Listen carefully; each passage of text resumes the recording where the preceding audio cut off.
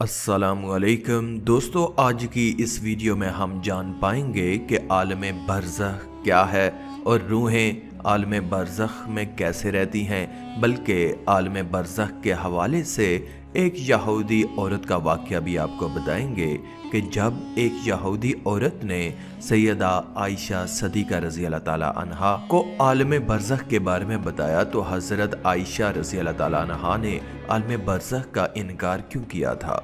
ये भी जान पाएंगे कि इंसान के मरने के बाद क्या होता है, यानी आलम बरज़ख की ज़िंदगी कैसी है, यहाँ पर लोग कैसे रहते हैं, लोग यहाँ पर क्या खाते पीते हैं। और हाँ, ये भी आपको बताएंगे कि इंसान जब मर जाता है तो आलम बरज़ख में दुनियावी बातों को कैसे याद रखता है। दोस्तों, आलम बरज़ख के बारे में रवायत में इस तरह बताया गया है कि आलम कहते हैं दुनिया को, और हमारे लिए ये 4 आलम हैं, यानी 4 दुनिया है। आलम अरवाह, आलम दुनिया, आलम बरज़ख, आलम आखिरत।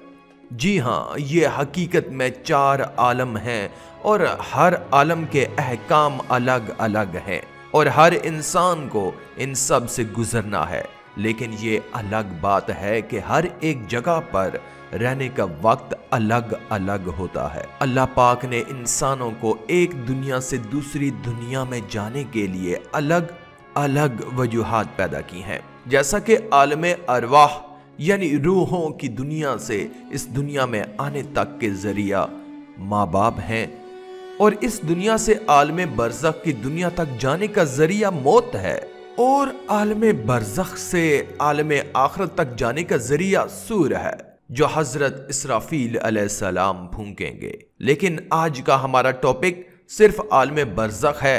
प्यारे दोस्तों, बरज़ख के लफ्जी मैनी आड़ या पर्दे के हैं। इंसान की मौत से लेकर मैदान हशर कायम होने तक का वक्त बरज़ख कहलाता है। यानी अगर ये कहा जाए कि ये वो जगह है कि जिसमें मौत के बाद कयामत तक रूहें रहती हैं तो ये गलत ना होगा। यानी बरज़ख में सारे इंसानों और जिन्हों को मौत के बाद रहना है, और यह हमारी दुनिया से बहुत बड़ा है। यानी बरज़खी जिंदगी दुनियावी जिंदगी से बहुत बड़ी है, लेकिन वो भी एक दिन खत्म हो जाएगी। अल्लाह पाक कुरान मजीद में इरशाद फरमाता है, और उनके आगे एक आड़ है उस दिन तक जिसमें ये उठाए जाएंगे। मेरे दोस्तों, आलम बरज़ख में पहुंचने के बाद इंसान का आखिरत की तरफ सफर शुरू हो जाता है। हजूर पाक सल्लल्लाहु अलैहि वसल्लम ने इस बारे में इरशाद फरमाया है, बेशक आखिरत की सबसे पहली मंजिल कब्र है। अगर कब्र में इंसान कामयाब हो गया तो आगे का रास्ता भी आसान हो जाएगा, और अगर इसमें कामयाब ना हो सका तो आगे का रास्ता बहुत कठिन होगा। बल्कि सैयदा आयशा सदीक़ा रज़ी अल्लाह ताला अन्हा को जब एक यहूदी औरत ने कब्र के अजाब के बारे में बताया और उनसे कहा कि अल्लाह तुझे कब्र के अजाब से बचाए, तो हज़रत आयशा रज़ी अल्लाह ताला अन्हा ने मुसलमानों के लिए अजाब कब्र का इनकार किया। लेकिन जब नबी करीम सल्लल्लाहु अलैहि वसल्लम ने आयशा सदीक़ा रज़ी अल्लाह ताला अन्हा को बताया कि कब्र में अजाब मुसलमानों को भी हो सकता है और गुनाहों की वजह से उन्हें भी अजाब होगा, तो सैयदा आयशा सदीक़ा रज़ी अल्लाह ताला अन्हा ने नबी करीम सल्लल्लाहु अलैहि वसल्लम के फरमान को मान लिया। ये वाक़या हदीस की बहुत सारी किताबों में मिलता है, जिसकी डिटेल कुछ इस तरह है कि उम्मुल मोमिनीन सैयदा आयशा सदीक़ा रज़ी अल्लाह ताला अन्हा को पहली बार एक यहूदी औरत ने कब्र में अजाब के बारे में बताया, लेकिन उन्होंने उसको सच नहीं माना, और फिर नबी पाक सल्लल्लाहु अलैहि वसल्लम ने भी यहूदियों को झूठा कहा। बाद में आप सल्लल्लाहु अलैहि वसल्लम पर वही यानी अल्लाह ताला की तरफ से पैगाम भेजा गया, और आप सल्लल्लाहु अलैहि वसल्लम को कब्र के अजाब के बारे में बताया गया। उसी दिन सूरज को गिरहन लग गया और आप सल्लल्लाहु अलैहि वसल्लम के बेटे सैयदना इब्राहीम अलैहिस्सलाम का इंतकाल भी हो गया। लिहाजा आप सल्लल्लाहु अलैहि वसल्लम ने उसी दिन सूरज गिरहन की नमाज पढ़ाई और फिर खुतबा दिया, और उस خطبے میں صحابہ اکرام رضوان اللہ تعالی علیہ اجمعین کو عذاب قبر کے بارے میں پوری جانکاری دی۔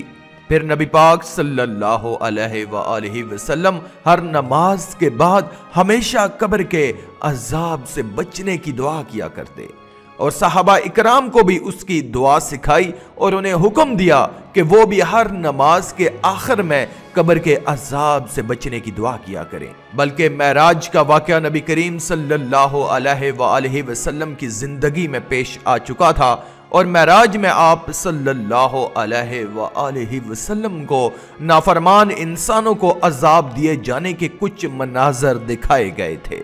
نبی کریم صلی اللہ علیہ وآلہ وسلم عذاب جہنم اور عذاب قبر دونوں سے پناہ مانگا کرتے تھے، اور اسی طرح آپ صلی اللہ علیہ وآلہ وسلم نے واضح فرما دیا کہ عذاب جہنم اور عذاب قبر دونوں الگ الگ حقیقتیں ہیں۔ بلکہ حضور نبی کریم صلی اللہ علیہ وآلہ وسلم نے فرمایا کہ جب انسان کا انتقال ہو جاتا ہے تو اس پر صبح و شام اس کا ٹھکانہ دکھایا جاتا ہے۔ اگر وہ جنتی ہے تو جنت والوں کی جگہ، اور اگر جہنمی ہے تو جہنم والوں کی جگہ اس کو دکھائی جاتی ہے۔ پھر کہا جاتا ہے کہ یہ تیرا ٹھکانہ ہے، یہاں تک کہ اللہ تجھ کو قیامت کے دن اٹھائے گا۔ میرے دوستو، جب روح عالم برزخ میں پہنچتی ہے اس میں بھی دو جگہیں ہیں۔ ایک کا نام علیین ہے جس میں نیک روحوں کو رکھا جاتا ہے، اور دوسری جگہ کا نام سجعین ہے جس میں بدکار گناہگار کافر روحوں کو رکھا جاتا ہے۔ تمام روحیں قیامت کے دن تک یہیں پر رہیں گی، اور پھر قیامت کے دن حساب و کتاب کے بعد اپنی اصلی جگہ یعنی جنت یا دوزخ میں جائیں گے۔ روایات میں آتا ہے کہ انسان کی وفات کے بعد قبر میں روح کو پھر سے اس کے جسم میں ڈال دیا جاتا ہے، جہاں پر دو فرشتے منکر اور نکیر ان سے سوال و جواب کریں گے۔ اگر سوالوں کے جواب صحیح ہیں تو پھر آسمان سے آواز آتی ہے کہ میرے بندے نے سچ کہا، اور اس کے لیے جنتی بچھونا بچھا دو اور اسے جنتی لباس پہنا دو، اور اس کی قبر میں جنت کی کھڑکی کھول دو۔ قبر میں ہی جنت کی طرف کھڑکی کھول دی جاتی ہے، جہاں سے اسے جنت کی ہوا اور خوشبو ملتی رہتی ہے، اور جہاں تک اس کی نظر جاتی ہے اس کی قبر کو پھیلا دیا جاتا ہے۔ لیکن اگر سوالوں کے جواب صحیح نہ ہوئے تو پھر اس کے لیے قبر میں ہی جہنم کا بچھونا بچھا دیا جاتا ہے۔ جہنم کی گرمی اسے ہر وقت محسوس کروائی جاتی ہے، اور اس کی قبر اتنی چھوٹی ہو جاتی ہے کہ پسلیاں بھی آپس میں دھنس جاتی ہیں۔ اور اس طرح اگر اعمال کے حساب سے نیک روح ہے تو خوبصورت نورانی فرشتے روح کو علیین میں چھوڑ دیتے ہیں، اور اگر اعمال برے ہوئے تو دو خوفناک نوکیلے دانتوں والے فرشتے برے انسانوں کی روحوں کو سجعین میں ڈال دیتے ہیں۔ سجعین کیونکہ بری اور بدکار روحوں کا ٹھکانہ ہے، اس لیے وہاں پہنچ کر بری روحوں پر عذاب آنا شروع ہو جاتا ہے، جبکہ علیین میں موجود روحوں پر کوئی پابندی لاگو نہیں ہوتی، اور وہ باغ جیسی جگہ پر ایک دوسرے کے ساتھ موجود ہوتے ہیں۔ نیک روح علیین میں ایک دوسرے کے ساتھ رہتی ہیں اور ایک دوسرے کو پہچانتی بھی ہیں، جبکہ سجعین برے لوگوں کی روحوں کو عذاب کا مزہ چکھواتی ہیں۔ علیین میں موجود روحیں ایک دوسرے کو دیکھ کر خوش ہوتی ہیں، ایک دوسرے سے باتیں کرتی ہیں، جو وقت انہوں نے دنیا میں گزارا اس کو یاد کرتی ہیں، اور نئے آنے والی روحوں سے اپنے پیاروں کی خبر بھی لیتی ہیں کہ میرا فلاں رشتہ دار کس حال میں ہے۔ اگر نئے آنے والی روح یہ کہہ دے کہ تمہارا فلاں رشتہ دار تو کب کا مر چکا ہے، مگر وہ یہاں علیین میں نہیں پہنچا، تو یہ نیک روح سمجھ جاتی ہے کہ اسے سجعین میں بھیج دیا گیا ہوگا۔ نیک روحیں اپنے رشتہ داروں کا انتظار علیین میں ایسے ہی کرتی ہیں جیسے کوئی گھر سے دور اپنے گھر والوں سے ملنے کا انتظار کرتا ہے۔ علیین میں نیک لوگوں کے علاوہ انبیاء کرام، شہداء اور صدیقین کی روحیں بھی ایک دوسرے کے ساتھ مل کر باتیں کرتی ہیں، بلکہ روایات میں آتا ہے کہ نیک روحیں اپنے قریبی رشتہ داروں سے ملاقات کریں گی، جیسا کہ نبی کریم صلی اللہ علیہ وآلہ وسلم نے حضرت فاطمہ رضی اللہ تعالیٰ عنہا سے فرمایا تھا کہ میرے وصال کے بعد سب سے پہلے فاطمہ تم ہی مجھ سے ملو گی، اور پھر بالکل ایسا ہی ہوا۔ اور آپ صلی اللہ علیہ وآلہ وسلم کے وصال کے 4 سے 6 مہینے بعد حضرت فاطمہ رضی اللہ تعالی عنہا حضور اکرم صلی اللہ علیہ وآلہ وسلم سے جا ملی۔ میرے دوستو یاد رہے کہ عالم برزخ میں روحیں میدان حشر قائم ہو جانے تک رہیں گی، یعنی قیامت کے دن تک روحوں کے ٹھہرنے کی جگہ عالم برزخ میں رہے گی، اور قیامت ہی وہ دن ہوگا جب روح کو ان کے جسم میں ڈال کر دوبارہ اٹھایا جائے گا، پھر حساب کتاب کے بعد جنت یا جہنم میں ڈال دیا جائے گا، اور پھر وہی ہمیشہ کے لیے اس کا ٹھکانہ ہوگا۔ بلکہ میرے دوستو حضرت عثمان غنی رضی اللہ تعالی عنہ جب کسی قبر کے پاس کھڑے ہوتے تو اس طرح روتے کہ داڑھی مبارک بھیگ جاتی۔ سوال کیا گیا کہ آپ جنت یا دوزخ کا چرچا کر کے نہیں روتے اور قبر کو دیکھ کر اس طرح رو دیے؟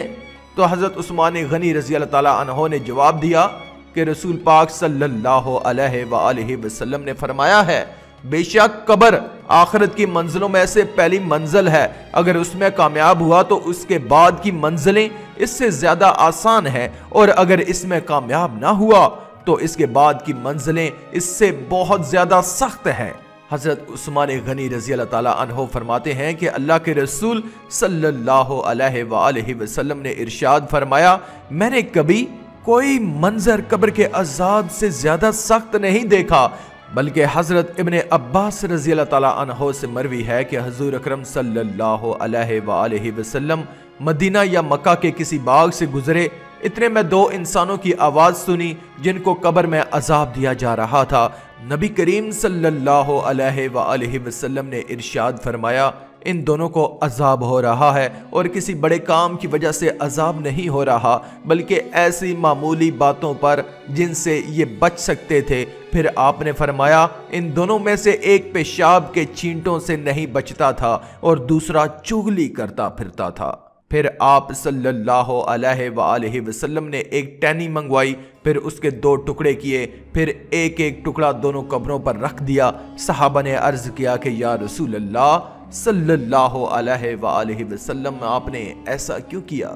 آپ صلی اللہ علیہ وآلہ وسلم نے فرمایا کہ شاید ان دونوں کا عذاب ان کے سوکھنے تک ہلکا کر دیا جائے۔ پیارے دوستو، اب آئیے ہم سب مل کر اللہ تعالیٰ سے دعا بھی کرتے ہیں کہ اے میرے مولا، ہمیں صحت اور تندرستی والی زندگی عطا فرما، اور جب ہم فوت ہو جائیں تو مرنے کے بعد ہماری قبر کو جنت کا باغ بنا دے، اور عالم برزخ میں ہمارا ٹھکانہ نیک روحوں کے ساتھ علیین میں بنا دے، آمین یا رب العالمین۔